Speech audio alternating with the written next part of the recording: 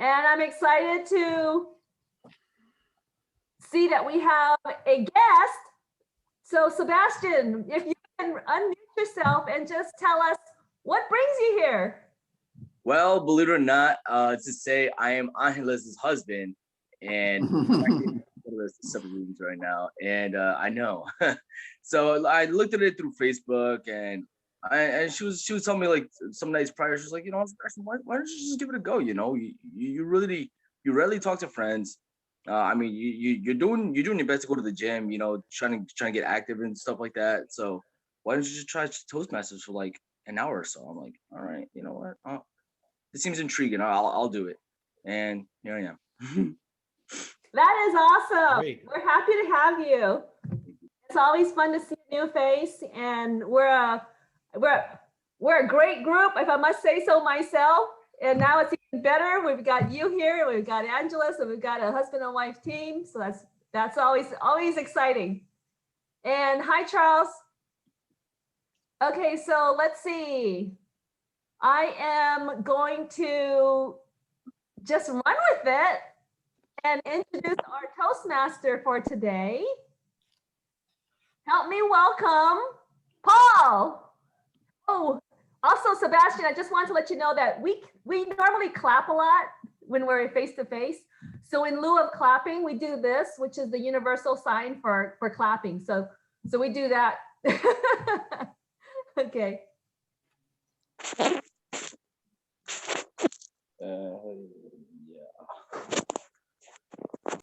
All right. And if we could all go on mute just for a second, just while we do some of these introductions. So hello, everyone. So nice to see. Let's see how many are there. 13 smiling faces on my screen. I love that. I think we'll have some more smiling faces in just a couple minutes.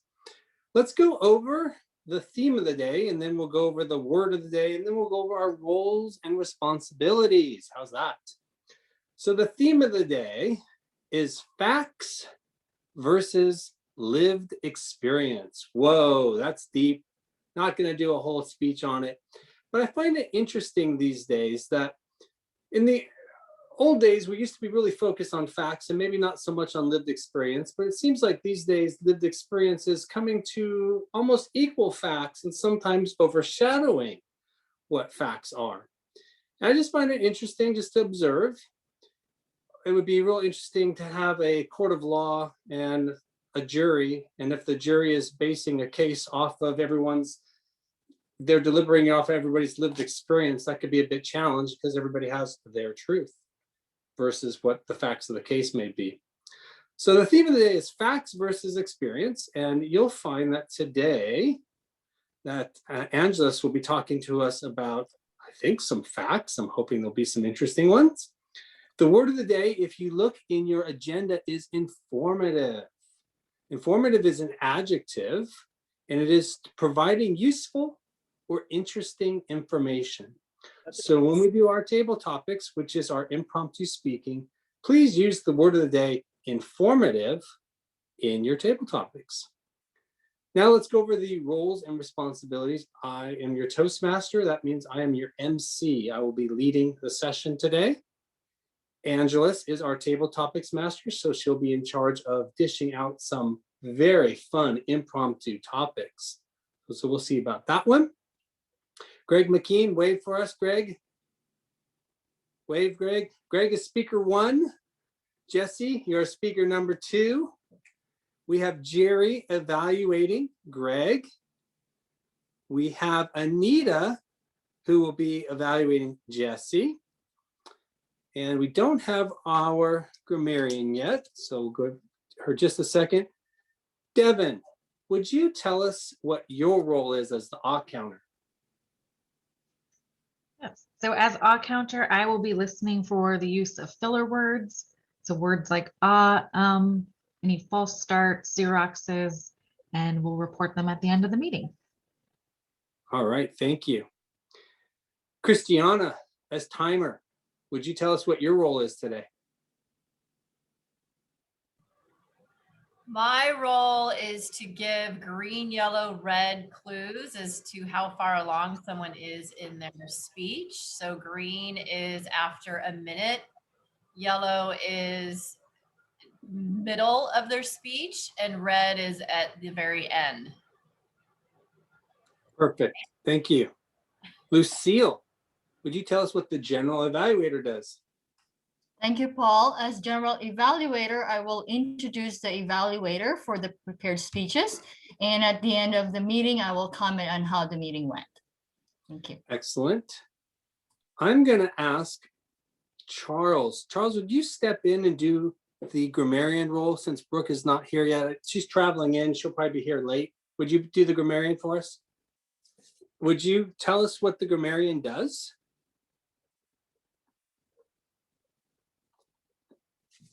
After taking oneself off mute, the grammarian listens for outstanding phrases, really catchy uses of language, also inappropriate uses of language, bad grammar, and then reminds everyone about the word of the day during table topics and counts up and tallies to see if everyone qualified by using it.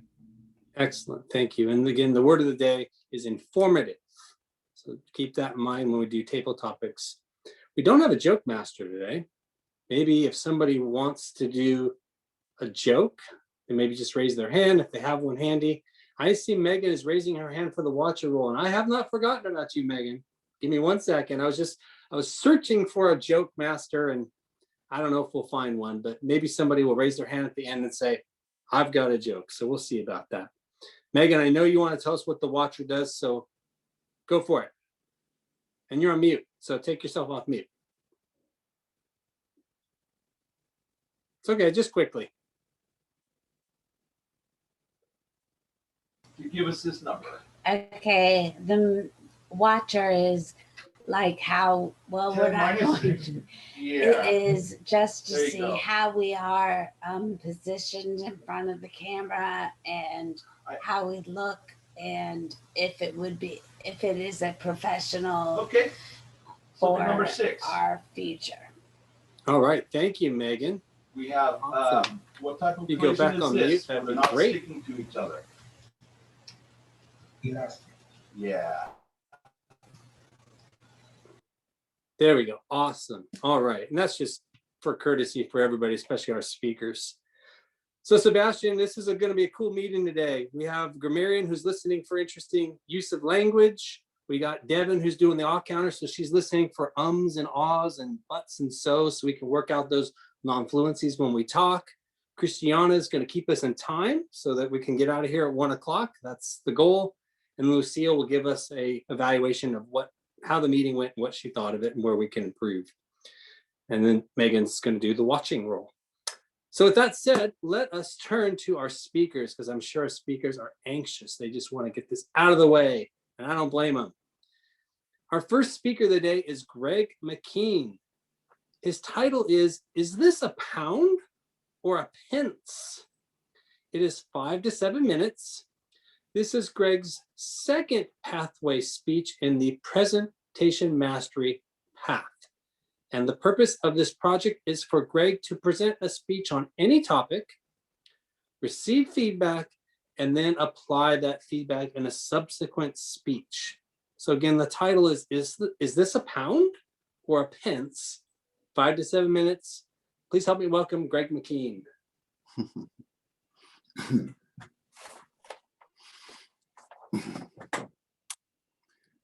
In early 2011, we got an email from United Airlines asking us if we'd like to take them up on an offer to fly business class to Europe on a very reasonable number of frequent flyer points. I had a bunch of points from when I've been traveling for business, so we took them up on it right away and set up a 2-week trip to London in April. What we didn't know at the time in 2011 was that Prince William and Kate were going to be married while we were there. Prince William and Kate back there. And we didn't want any part of that. We thought it's just going to be too crazy. We want to cancel or delay. but we couldn't do it. We had too many penalties involved. So we decided to go, but we made the agreement between us that we would avoid any crowds or celebrations or any of that kind of stuff. If there was a crowd, we were going to be where there was no crowd.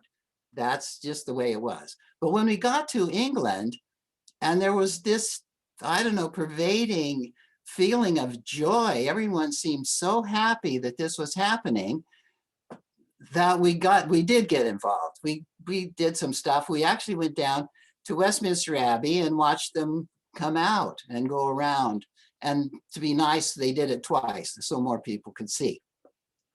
We were glad we did that, even though we swore we weren't going to do it. We headed out from Los Angeles. It's about a 9-hour trip to London. And first, business class was terrific. It really was. The seat laid down into a bed, almost flat, close enough for government work. And we got little fuzzy slippers that they handed out, all the food and alcohol you wanted. And they treated you very nicely. It's really a great way to fly if you get the chance. When we were flying over the ocean in the middle of the night, the sky was perfectly black. It was just amazing. And the moon was right in the middle of my window. So it looked like we were at the same level. We were flying at moon level. I called it chasing the moon. It was just a great experience. It really, truly was. We got to London about 6 in the morning. And since we flew business class, we got to go to the hospitality suite, which was fantastic too. They had food there, they had alcohol, although it was 6 o'clock in the morning, and it was really comfortable and nice and fun. But for some reason, we got kind of antsy to find our hotel and get there. But when we got there, so we left and got there at 10 o'clock to the hotel and couldn't check in till 2. So we had to sit there for 4 hours, which was actually not so much fun. But we did have a wonderful time in London. We went somewhere every day just about and rested when we needed to. We saw a lot of country and a lot of the city itself, but I can't talk to you about any of that because of my time limitations. I'm going to talk to you about 2 things that are important to me: money and pubs. Let's talk about money first. In England, they have their paper money is only 4 notes. They call them bank notes. There's only 4 denominations: 5 that they call a fiver, 10 that they call a tenner, 20 that they call a score, and a 50-pound note that they call a bullseye. You'll notice that there is no £1 note. Big mistake. I'll tell you why later. And you'll also notice that the bigger the denomination is, the bigger the bill is. In London, when you ask for change and you ask for something smaller, you get something smaller. That's amazing. Now we come to their coins, which are really crazy. There's a 1 penny coin, 2 pence, 5 pence, 10 pence, 20 pence, 50 pence, then a pound, and then a 2 pound. How crazy is that? There used to be a 30 pence coin, but they discontinued that, thank heavens. Although we were in a railway station one time and there was a pay toilet. When's the last time you saw a pay toilet? And it took 30-pound coins. Nobody had any. So we just had to hold it until next time. What a crazy thing is that? And since there's no £1 notes, you always get coins. And pretty soon your pocket is bulging all out and they're really heavy, pants falling out. It's a mess. And plus I could not tell any difference myself with my eyes what coin was what. I never got used to it. So I just had a pocket full of coins. And when I needed to pay, I just pulled out a handful and said, take what you need. And they did.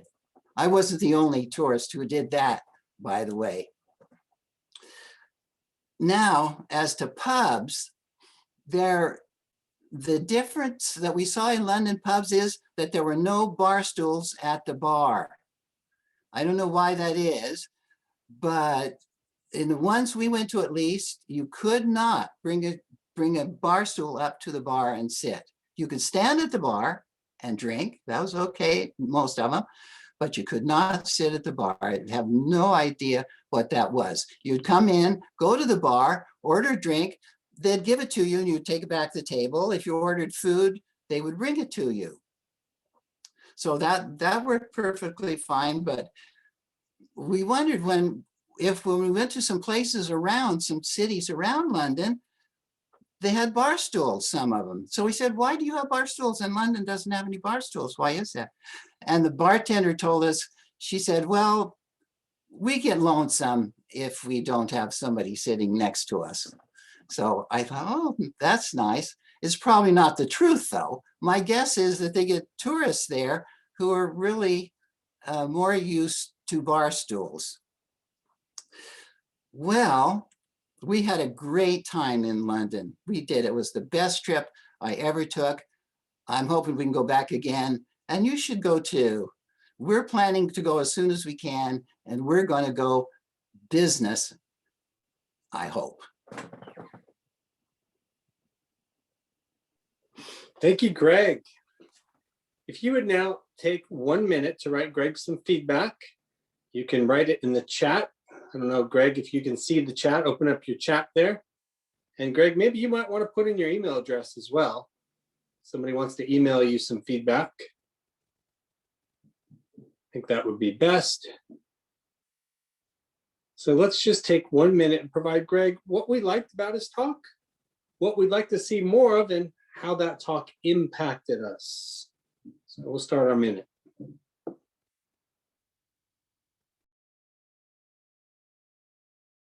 It's Greg 00, not O. All right.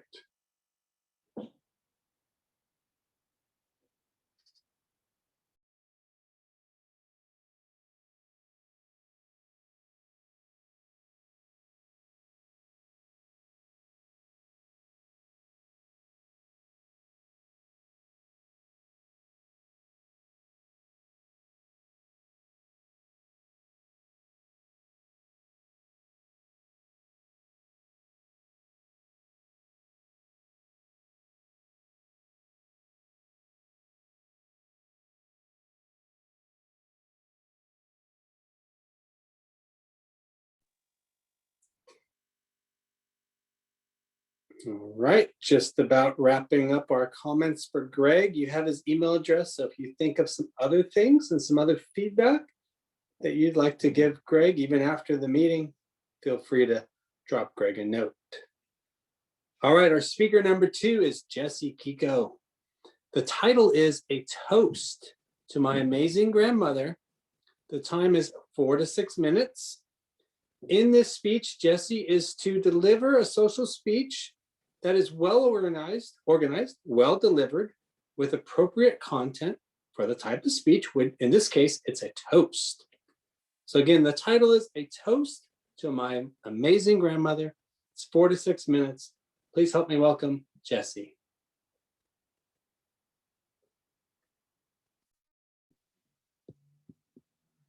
Thank you, everybody. This is a toast to my wonderful grandmother, my dad's mom. Her name was Lulu, and she lived to be 97 years old. She lived her life to the fullest, and she always had so many friends. She had a great work ethic too, and I cannot recall a time when grandma was ever just sitting around relaxing unless she was visiting with company, because she loved company.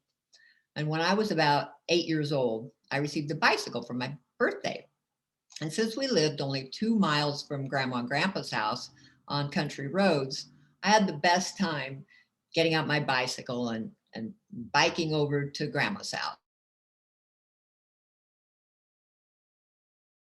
Baking or cooking something. And I got to watch her make cinnamon rolls, homemade bread, angel food cake from scratch, noodles from scratch. She'd lay out the whole thing on the kitchen table, and cottage cheese, applesauce, apple butter, and so many other things. Grandma Lulu always stopped what she was doing so that she could talk to me and show me what she was up to.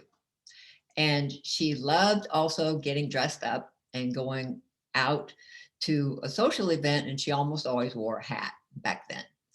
I have a couple pictures that I wanted to share with you. And one of them here is of my grandmother in 1945, and she's with my mom. And this was well before I was born. And the next picture here is my grandmother at one of the social events, and you can see how much she enjoyed that. So there was a time, there was a story that we like to tell with Grandma. She was a pretty good shot. And the thing is, a pig had gotten in the front yard, and she threw a rock at the pig, and she accidentally hit it in the head, and she killed it. And Grandpa always got a big kick out of that story. And Grandma used to have another saying that she would say, just make do with what you got. Just make do with what you got. When I was in my early 20s, I moved to Colorado, and I loved coming home and having long visits with my grandmother, because by then she was in the retirement home, and she was there for about 7 years. I was planning to Europe, and it was going to include Rome. And she set me up with a Monsignor. Actually, he was my third cousin, Tom Olmsted, because Grandma and Tom communicated regularly by letter writing. So I also have a photo of me and Tom. And it's on the left, that's me having one of my visits with my grandmother. And on the right, that's with the Monsignor. And that was actually on the level of the same floor that the Pope lived on. And you can see this wallpaper in the back, that was hand painted by a famous artist.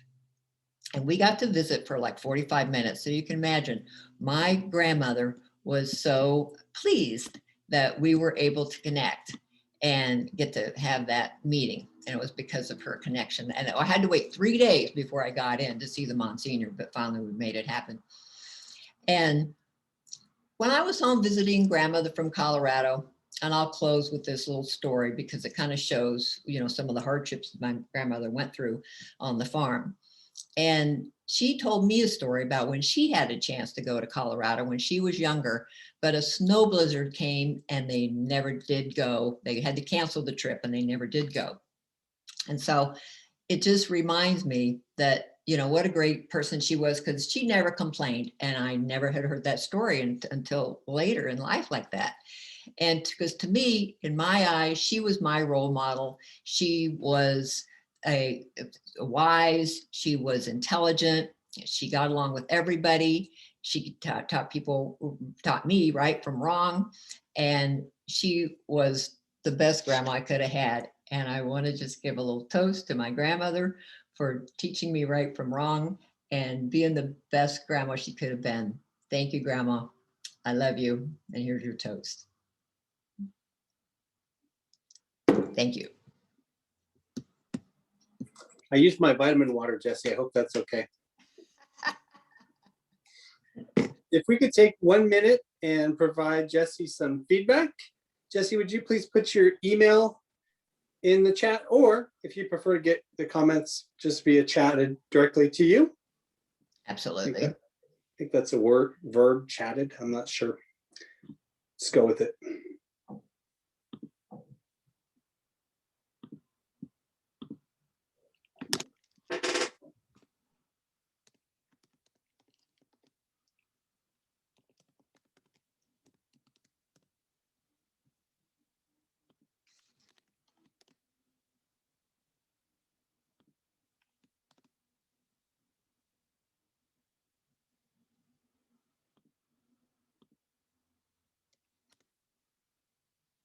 There you go. Thanks.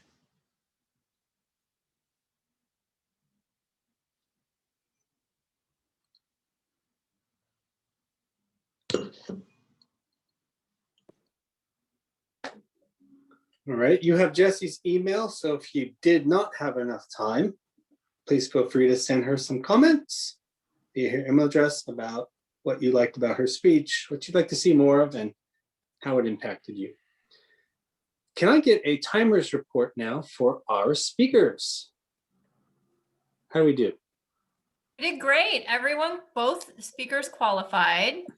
Greg's speech was 7 minutes and 30 seconds, which qualifies right into the wire. And Jessie was 4 minutes, 44 seconds. So well within her time. Good job. Excellent. Thank you. Welcome. So we will vote for best speaker later. So hang on to that thought. And now I'd like to introduce our general evaluator, Lucille, who will introduce our evaluators. Thank you, Paul. This is the evaluation portion of the prepared speech. And I would like to introduce Jerry. Jerry Gentleman will evaluate Greg. Jerry. Thank you, Lucille.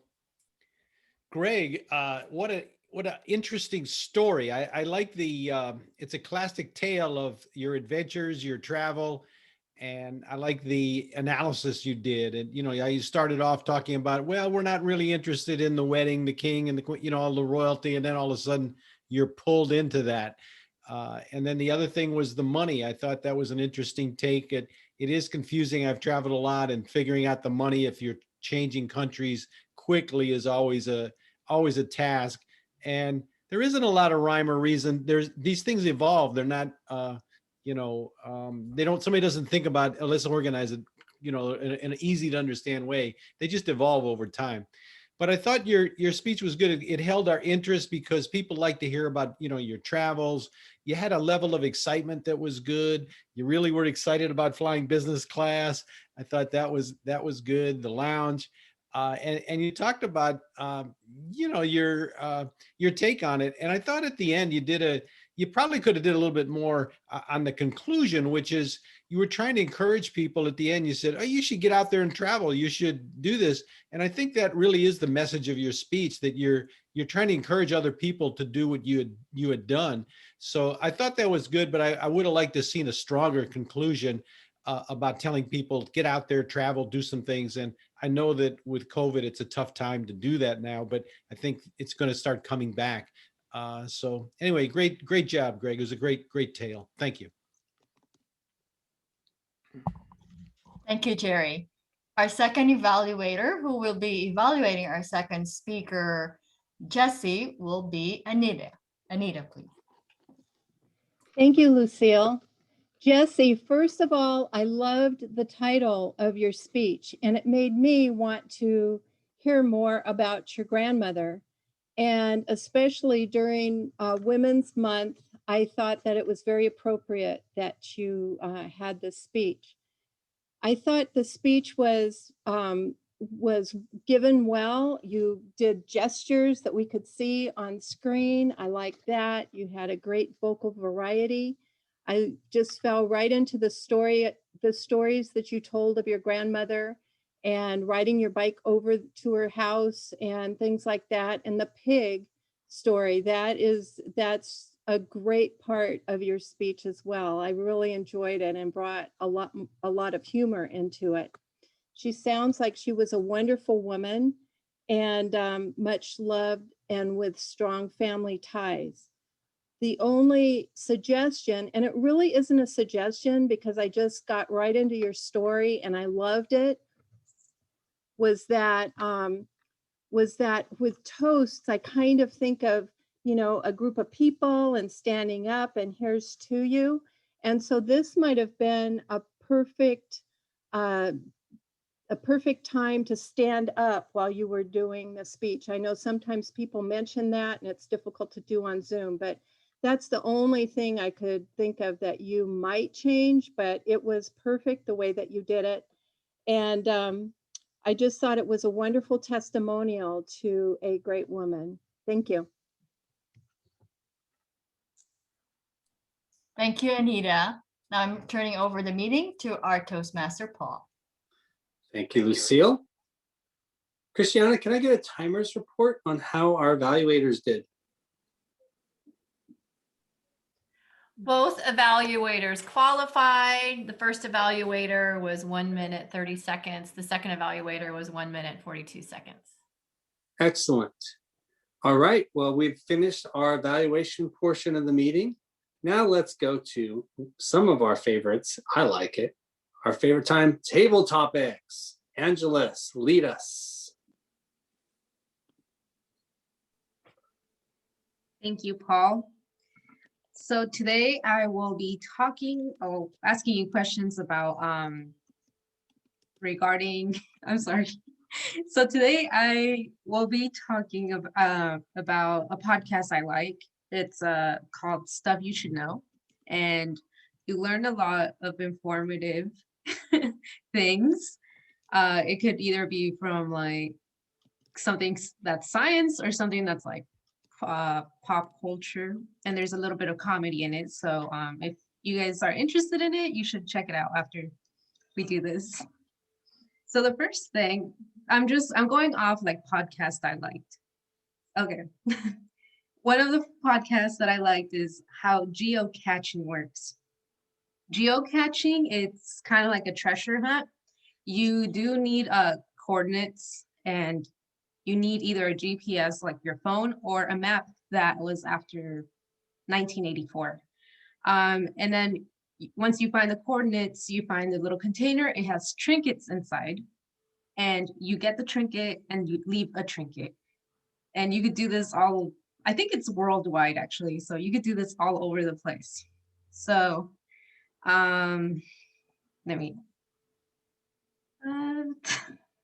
Megan, do you like treasure hunts? If so, would you like to try geocaching?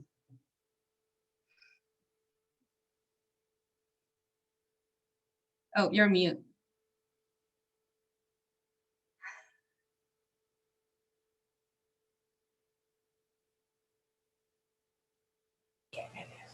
Okay. Now, thank you for that question. I think that, yes, I guess since I have so much free time, and I think that I have free time, so I could go and spend my time geocaching, and I had heard about it, but it was too complicated for me to figure out because I had too much other stuff going on. And so I think that it would be very interesting. I'm not that informative about geocaching, about how to do it actually, but I thought that I could do it with my time. And I think that that would be a good time for me. Would be to thanks. Thank you, Megan. Another podcast that I liked is how guerrilla gardening works. Guerrilla gardening, like guerrilla warfare, not gorillas, like the animal. Guerrilla gardening is the act of beautifying a vacant lot or side of the road or sidewalk. Usually it's a property that like the owners don't take care of, or the city. People usually go out and cut overgrown weeds or even plant flowers and stuff. If it is illegal to do it in some states though. And some people even go to the length of making seed bombs that are made out of clay and compost with seeds in them, and they throw them out of their cars when they're driving by. And, eventually it helps beautify whatever place they're throwing these things at. Devin, what do you think about this? And is it something you'd like to do? Thank you. Well, this has been a very informative table topics. That is a new term for me, but I kind of love the idea, I have to say, especially in a lot of cities. I know I lived in Seattle for a couple of years, and though it's naturally very green, in any city you end up with, there are always a few of those just awful looking lots that have been neglected or have trash in them. So I do love the idea of it. I don't know if I'd go as far as making a seed bomb. Seems a little out of my comfort zone, but I do love the idea of communities trying to improve their surroundings. And I'm very interested in checking out that podcast. How do people come up with these things? Sometimes I think, but I think that's a really interesting idea. So thank you for bringing that to my attention. Thank you, Devin. I also had another question for Deanna because she said she loves gardening. My question for you regarding the guerrilla gardening thing that people do. Do you know of any ways that someone could beautify their yard, or would you even go to the lengths of beautifying someone else's yard? Thank you, Angelus. I agree with Devin. I've never heard of that guerrilla gardening before. And the first thing I thought of was a big gorilla, maybe stuffing tomatoes in his mouth. So your question again is, would I do that for a neighbor? Is that what you said? Do you know of any ways someone can beautify their yard, or would you even go to the length of beautifying someone else's yard? Okay. I would, one thing about beautifying a yard, I came across this one show, and it's under Joe's Gardening. That's the show, Joe the Gardener, I think it is, growing a greener world. And there was one episode where they talked about this woman who wanted to create foodscaping. I think that was the term. Instead of landscaping your front yard and trying to make it pretty with landscaping, she had the term foodscaping, in the sense growing food that you're going to eat, but it still looks really good. And I thought this was really interesting because it kind of goes on the same idea of beautifying it, but also on the other hand, making it very essential and beneficial aesthetically to the eye, as well as being able to eat it and enjoy the nutrients. I don't know if I would do it with a neighbor's garden, but I like the idea of seed bombing. I think that's super fun. And it is a good way to beautify and make a area that's plain, to make it a lot more prettier without anybody knowing that you're doing that, making it very secretive. And that would add to this informative topic. Yeah. And I appreciate you asking that question. Thank you, Angelus. Thank you, Deanna.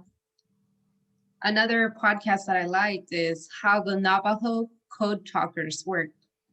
In World War II, a group of indigenous people, mostly Navajo, helped transmit messages using their Navajo language.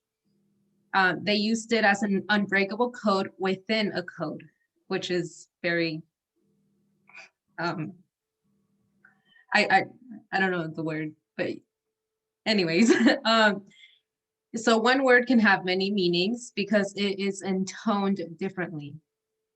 So Charles, do you know another language that has helped you transmit a message? Thank you, Angelus. I actually speak 2 other languages, one formally, one informally. They have both been very informative with regard to learning new perspectives. The first language is German, and the second language is Portuguese. And I studied German for about 5 years in high school and at the university level. The one word that I found conveyed so much information in German was the word genau, which means exactly. It always brings a smile to someone's face when they say genau, exactly. In Portuguese, I found that one of the best words that they had was the word saudades. And it's a word that means longing, it means miss. It's an amazing word because it has a lot of sentiment and it's impossible to capture in English. You can feel it for your parents, for a friend, for a lover, for your wife, for your child. It's an amazing word. And I would say that those are two of the most important words that I found in other languages that are really good for conveying information. Thank you. Thank you, Charles. It is also noted that August 14 is the National Code Talker Day, not because of Navajos, but because of all the code talkers. So, Angel, what is a national day that is very important to you? Thank you for that question, Angelis. I was hoping to be informative and tell you something British and exciting, but the only one I can think of would be Guy Fawkes Night. And that might be informative for you guys because you don't have it here in the States. It's the 5th of November and it's like 4th of July for us. Lots of fireworks. But of course, November in England, the weather is terrible. So it's all bonfires and eating hot soup with your gloves on, running around with sparklers. Lots of children every year used to be admitted to hospital with various injuries because even now I think they still allow people to buy their own fireworks and have their own events, although they're not supposed to. It's discouraged. But that was my favorite day as a holiday during the year, unless you count Halloween. I always loved Halloween. Even though we don't do that the same way, we didn't at least do dressing up or going house to house or a lot of candy, but we did spells and magic and eerie stuff. And so I think, yeah, because it was cold and my birthday is around that time as well, at that time of the year and those holidays in the fall were definitely my favorites. But I enjoy any excuse for a party, to be quite honest. I'll take any one of them. Thank you for the question. Thank you, Angel. In another podcast, they said the many uses that mayonnaise can be used. Did you know that you can lubricate small engines with mayonnaise? I thought that was pretty cool. Also, you could use mayonnaise as a hair cleanser, and it works great as a conditioner. And in any catastrophe, you can spread mayonnaise in a plastic bag, or trash bag, put it on your lawn, and it could work as a slip and slide for your children. So, Sebastian, if you want to participate, do you know of any other cool uses for other condiments? Alrighty. So as far as mayonnaise goes, like honestly, you could do aiolis out of it. Aiolis is pretty much nothing more than just sandwich bread.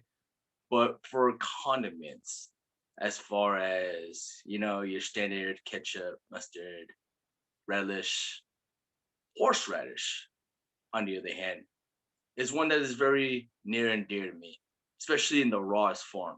So for horseradish, when you grab the actual root and you peel it back, it could be just a little amount like this. It's actually known to boost up your nitric oxide levels, and it is good for your brain, and it is good for circulation, especially like for anybody who has bothersome like eyes. And besides Instagram posts coming in, which that's irrelevant. Yes, so horseradish is known to spike up your nitric oxide levels, and it actually helps build up endorphins in your body. Not only that, it is known to eliminate free radicals and toxins that are known to be lingering around in parts of your body that I'm not going to discuss for personal reasons. And hence the use of condiments, I say that the one condiment that could be used for something that we truly love is ketchup. So ketchup goes into barbecue sauce. Ketchup is also a smoothie. So if you say, hey, I had a tomato smoothie today. Hey, grab a packet of ketchup. No, that's something for my chocolate. Okay, you know what? I'm gonna stop. Thank you.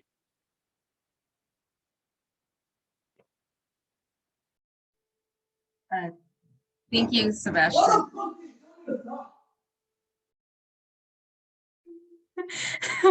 Thank you, Sebastian. Do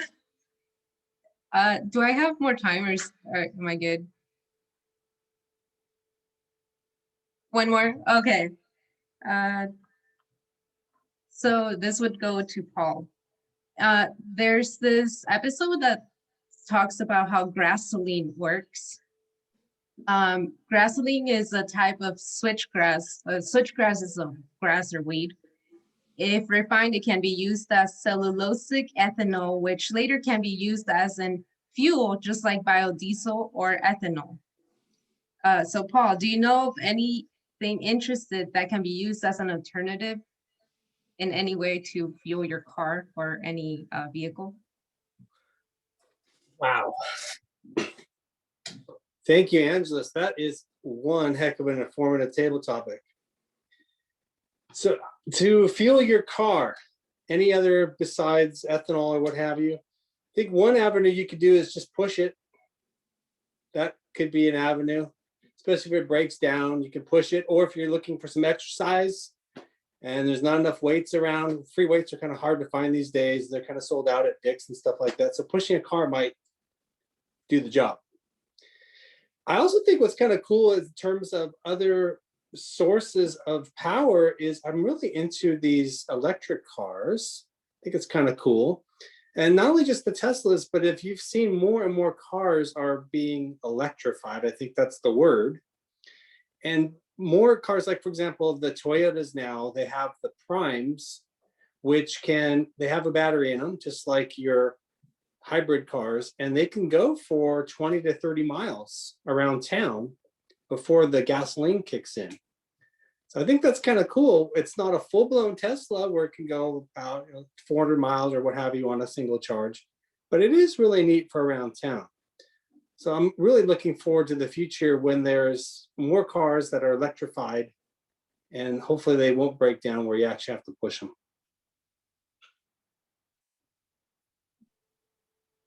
Okay, thank you, Paul. And that ends my table of topics. All right. Thank you so much. That was very, very informative. Can I get a timer's report for how we did on our table topics? Everyone qualified except for Sebastian. Sebastian went over? Went over. He was 2 minutes. Everyone All else right. well within the. Sebastian, we will include you though. However, there is one catch. Did Sebastian use the word of the day? Grammarian Charles. I did not hear the word of the day. Oh, Sebastian. How do we do on the rest of our use of the word of the day? Everyone else qualified. All right. So we're going to make a special discretion for Sebastian. We're going to include him because this is his first time. And maybe he did know about the time and using the word of the day. And if he did, that's okay, because sometimes it's hard to incorporate everything. So now with that said, can we get do we want to do our polling now, Devin, or not yet? All right, Devin's going to put up a poll for us, and that should include here we go, speakers.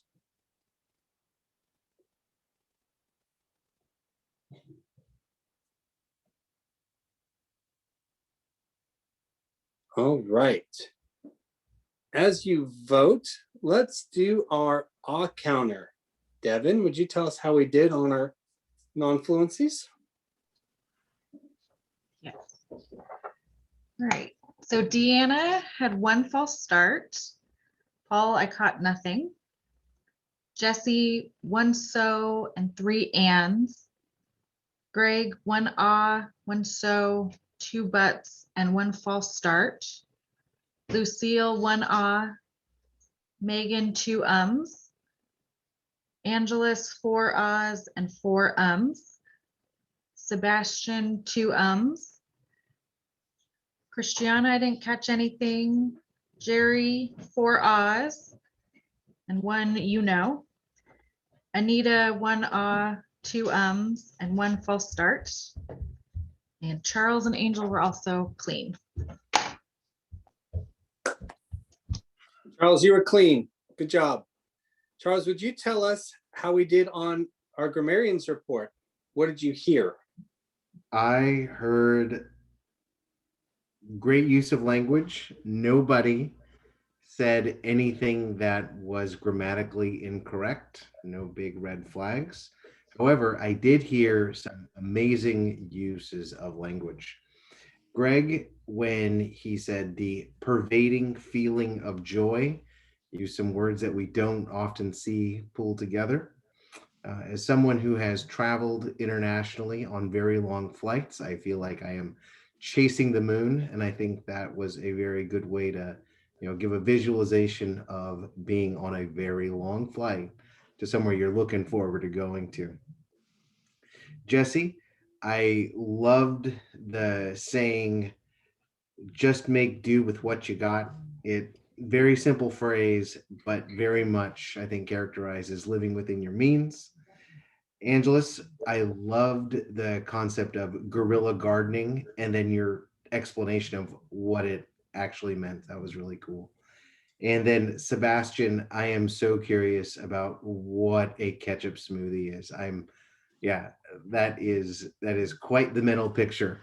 And I can see as a kid loving that. That was it. Thanks, everyone. It was a very good session. All right, thank you, Charles. And now we will move to our general evaluator, Lucille. Lucille, what do you think? Thank you, Paul. Well, I enjoyed the meeting so much, and I'm looking around and everybody seems to be very enjoying that as well.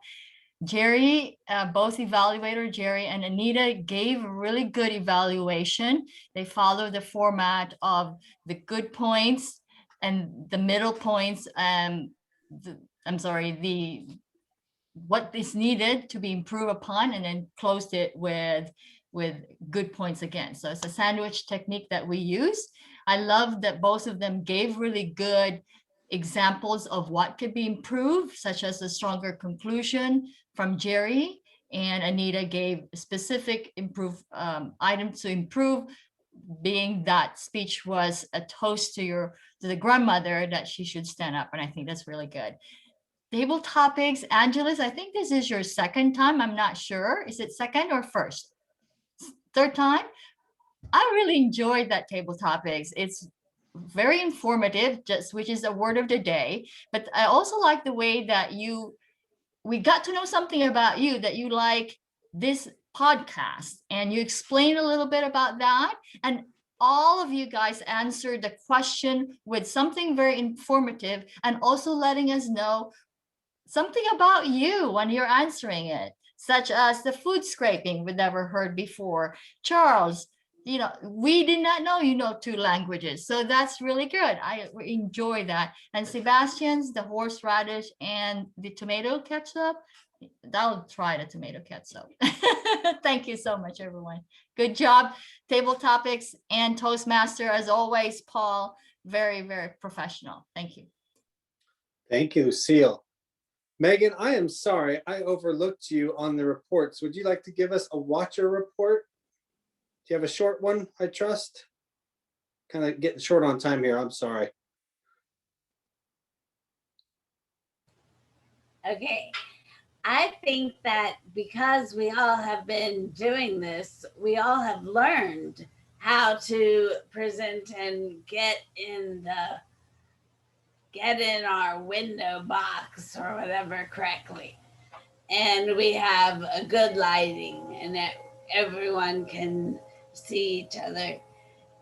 Jerry looked very professional in his collared shirt. And of course, Greg and Jesse looked great with their speaking. And Deanna, she just was listening with so much intent and she was very interested. And Angel is off video a lot when she might have gone to the bathroom, but it's great if you just put a picture of yourself when you go so you don't see yourself like, I don't know, checking something else out and being attentive. Thanks. Sorry, too long. No, that was perfect. And that is really good advice for all of us. If you go to the bathroom, go off video. All right. So with that said, I'm going to turn the meeting back over to our president, Deanna. Super job, everybody. I'm sorry. I forgot one thing. I forgot Yes. one thing. I forgot to do the awards. I'm sorry. So Devin, would you please let us know how we did on the awards? My apologies. Yeah. So the best speaker of the day goes to Greg. Congratulations, Greg. Woo! The best evaluator goes to Jerry. Woohoo! And table topics goes to Charles. Yay! All right. I'm sorry. Now back to Deanna. Okay. Thank you, Paul. I was just saying that this meeting is always a great way to uplift ourselves and to learn a lot. I mean, I've always I can't think of a meeting where I didn't learn anything. I'm in awe of all the things that I've picked up from these tabletop sessions and Toastmasters speeches and so forth. This is a lot of really good information. All right. With that, Sebastian, if you wouldn't mind sharing with us what you thought of today's meeting. Honestly, thank you. It was rather great. By the way, too, disclaimer, I do apologize for my language. I know my wife is across the room. Sorry, babe, I love you. Yeah, it's just, I'll be honest with you, it was great and all, and yeah, I'll look further into Toastmasters when I'm ready. You know, honestly, at this point, it's more of a, more of like a, I don't know how to say this. It's more of a, just something worth trying, and it was worth it. It was worth it, and I thank you for having me here, especially for my wife. If it wasn't for her, I probably would have been doing something else right now. But thank you, babe. Again, I love you. She'll deal with me later. But anyhow, thank you so much. Thanks for joining us. And you just never know what you got to try something new, right? And then if you try it, you might like it, you might not like it, but at least you tried it. And if anything, I hope you can join us next week. We'd love to have you. Also, next week, we are going to have our area director visiting.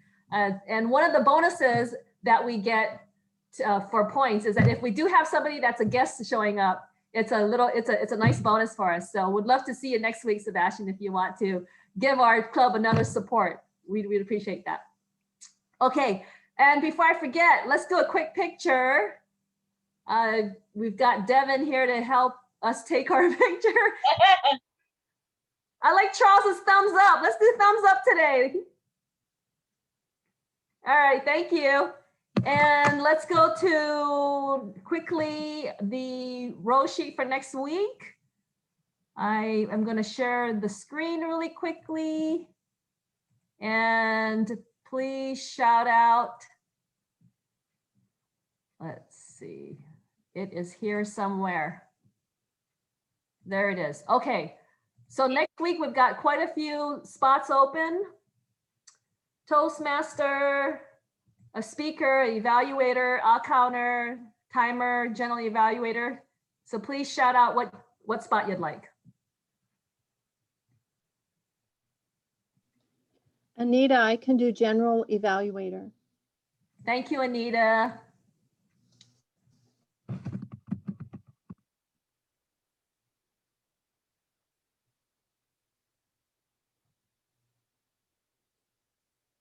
Speaker, Toastmaster. Toastmaster is a fun position. Good one to practice your organization skills. I could take timer. Jesse. Thank you, Jesse. We're also trying to qualify next week for the Meeting Excellence Award, and that would be 15 attendees. So it'd be great to start off by having all these positions filled. What else do we have? Counter, evaluator, and speaker, and Toastmaster.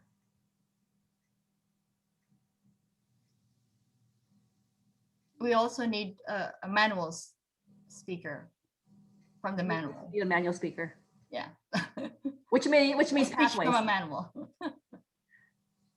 So 2. We need 1 more. Who's ready?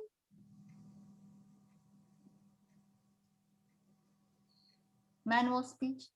Christiana, are you going to be able to do your second speech? I have a work conflict next week. Okay. Darn. It would have been perfect. Angeles? I don't know if I'll be able to join next week because I have an exam that week. So I don't know yet. Okay. Oh, I know. Charles. Charles hasn't spoken for a while. I'm not going to speak, but I will evaluate. Okay. We'll take it. Yes, we'll take it. Toastmaster, who hasn't done Toastmaster in a while?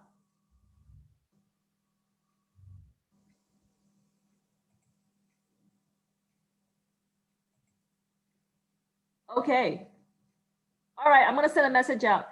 And I want to give credit to, let's see, Jesse. Mine was a half because this funny thing what they do on this part of the pathways, they break it up to 2 speeches, but they only give you credit for 1, I'm pretty sure. Okay, so is this this is not really elective 1 yet then, right? You know, I'm not sure. Okay. All right. Back Lucille, in the not a problem. Last week, I want to give you credit for doing your speech. I didn't show it. And then let's see.